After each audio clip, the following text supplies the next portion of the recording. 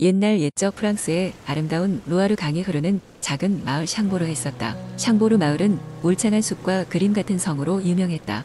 이곳의 성은 여러 세대에 걸쳐 귀족들이 머물던 곳이었고, 사람들은 전설 속의 용이 성을 지키고 있다는 이야기를 즐겨 들려주곤 했다. 마을에는 클레어라는 이름의 호기심 많은 소녀가 살았다. 클레어는 언제나 마을의 전설과 이야기에 귀를 기울이며 자랐고, 특히 용에 관한 이야기로 가득 찬 집안의 거대한 서고를 매우 좋아했다. 그녀는 언젠가 용과 직접 만나보고 싶다는 꿈을 품고 있었다.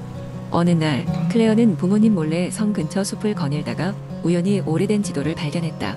지도는 성의 비밀 통로를 표시하고 있었고, 오른쪽 모퉁이엔 용의 상징이 새겨져 있었다.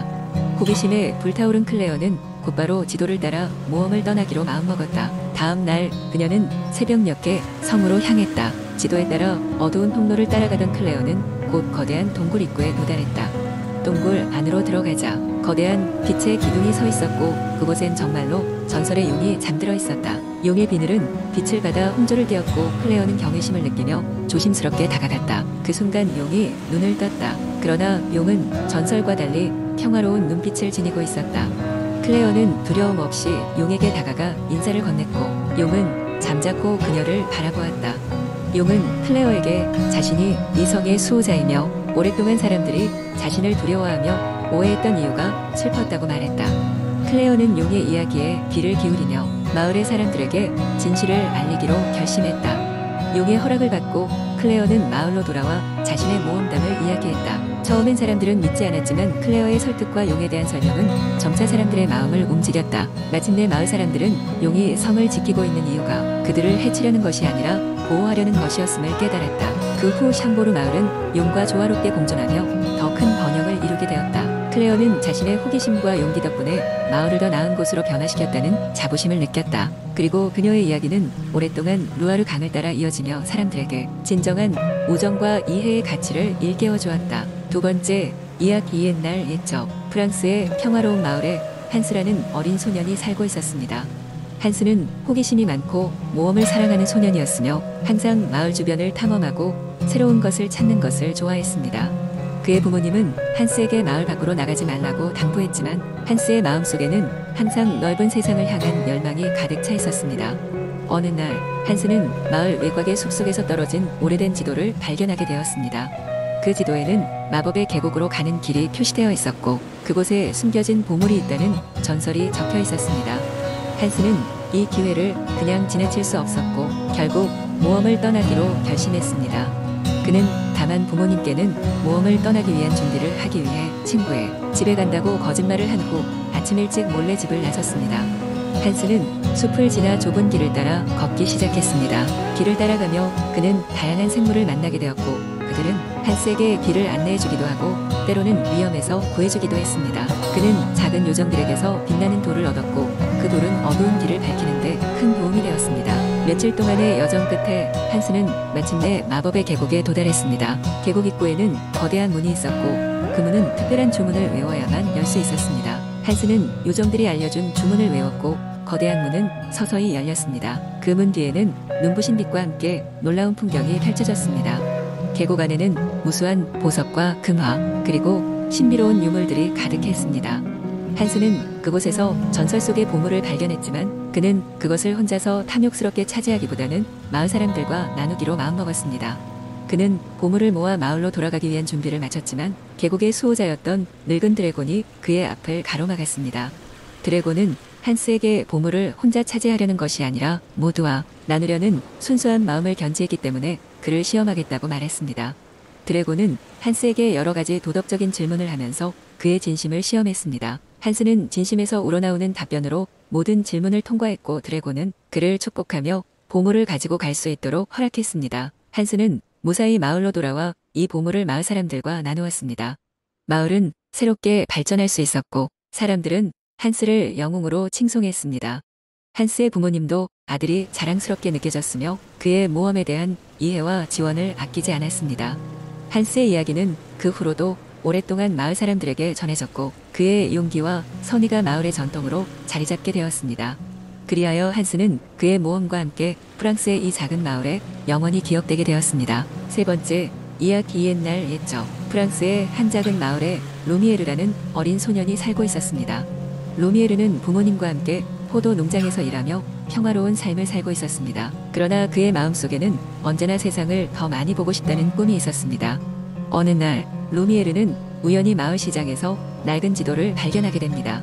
그 지도에는 마법의 성이라는 곳으로 가는 길이 표시되어 있었고, 전설에 따르면 그곳에는 순수한 마음을 가진 자만이 발견할 수 있는 수많은 보물이 숨겨져 있다고 했습니다. 루미에르는 이 전설에 매료되어 모험을 시작하기로 결심합니다. 그의 부모님은 처음에는 걱정했지만 루미에르의 강한 의지를 보고 결국 그의 여행을 허락해 주었습니다. 여행의 첫째 날 루미에르는 아름다운 라벤더 밭을 지나게 됩니다. 그곳은 향기가 진동하여 그의 마음을 평화롭게 해주었습니다. 그는 그곳에서 한 노부인을 만납니다. 노부인은 루미에르에게 여행을 계속하려면 지혜와 용기가 필요하다고 조언하며 자신의 오래된 나침반을 그에게 주었습니다. 이틀째 루미에르는 울창한 숲에 다다릅니다. 숲은 미로처럼 복잡했고 여러 방향으로 길이 나 있었지만 루미에르는 노부인이 준 나침반을 사용해 길을 찾을 수 있었습니다. 숲을 지나면서 그는 마법을 부릴 줄 아는 여우를 만나게 됩니다.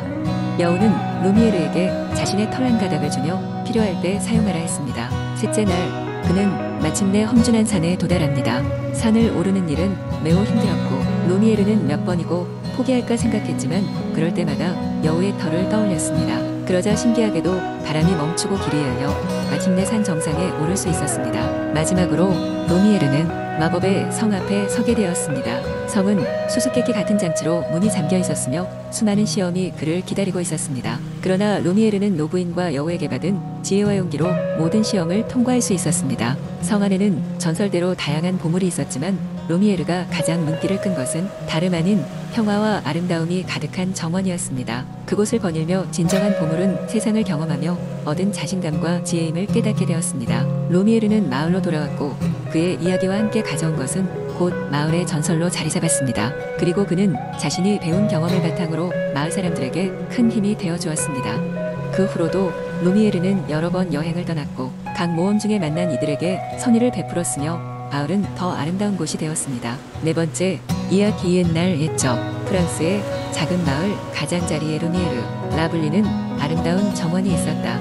이 정원은 모든 계절에 걸쳐 그 빛깔을 바꾸며 각 계절마다 12가지 새로운 색으로 변신했다. 이 놀라운 마법은 일대 주민들에게 큰 기쁨을 주었고 여행자들 사이에서 유명한 관광 명소가 되었다. 정원의 저편에는 마담 비올렛이라는 할머니가 살고 있었다. 그녀는 오랜 세월 동안 이 정원의 비밀을 간직한 주인이었다. 그녀는 나이가 들어감에 따라 점점 자신의 후계자를 찾아야 한다고 느끼기 시작했다. 마담 비올렛은 자신이 오래된 스크랩북 속에 적어둔 정원의 비밀을 함께 나눌 누군가를 찾기로 결심했다. 근처 마을에는 소년인 르네가 살고 있었다. 그는 호기심이 많고 모험을 좋아하는 성격이었다. 어느 날 루미에르 정원에 대해 들은 그는 그 아름다움에 대한 이야기에 매혹되어 직접 그곳을 방문하기로 결심했다.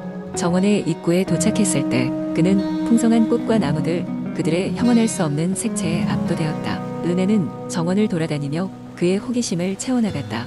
꽃잎이 바람에 날리는 모습을 보면서 자신도 모르게 정원의 깊은 곳으로 들어가게 되었다. 그곳에서 그는 마담 비올렛을 만났다. 그녀는 정원의 중심에서 잡초를 뽑고 있었고 르네에 다가오는 발자국 소리에 고개를 들었다. 마담 비올렛과 르네는 이야기를 나누기 시작했다. 소녀는 자신의 모험심과 정원에 대한 경외심에 대해 말했다. 마담 비올렛은 르네의 열정을 느꼈고 그에게 정원의 비밀을 알려주기 시작했다. 그녀는 이 정원이 단순한 장소가 아니라 마을의 기억과 역사를 품고 있는 장소이며 각 계절마다 정원이 다른 색으로 변하는 이유도 마을 주민들의 이야기와 감정이 정원에 스며들어 있기 때문이라고 설명했다. 르네는 마담 비올렛의 설명에 감명을 받았고 그때부터 그녀를 도와 정원을 관리하기로 했다. 그는 마을의 옛 이야기를 수집하며 그 이야기를 정원에 녹아내려 새로운 색깔들이 피어나는 것을 경험했다.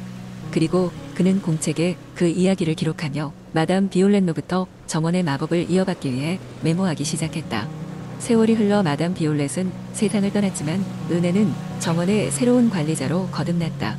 그는 마을 사람들이 서로에게 전하는 사랑과 용서, 기쁨과 기억을 정원에 함께 심어 나갔고 루미에르 정원은 여전히 해마다 12가지의 찬란한 빛깔로 빛나며 그 아름다움을 전해주었다. 이제 르네는 자신의 손에 하나뿐인 스크랩북을 소중히 간직하며 정원의 새로운 후계자를 찾기 시작했다. 그리하여 루미에르 정원의 전설은 계속 이어졌고 그곳을 방문하는 사람들은 다른 세계로 여행을 떠난 듯한 환상적인 경험을 하게 되었다. 그리고 그들을 맞이하는 것은 언제나 사랑으로 가득한 12가지 세계 마법 정원이었다.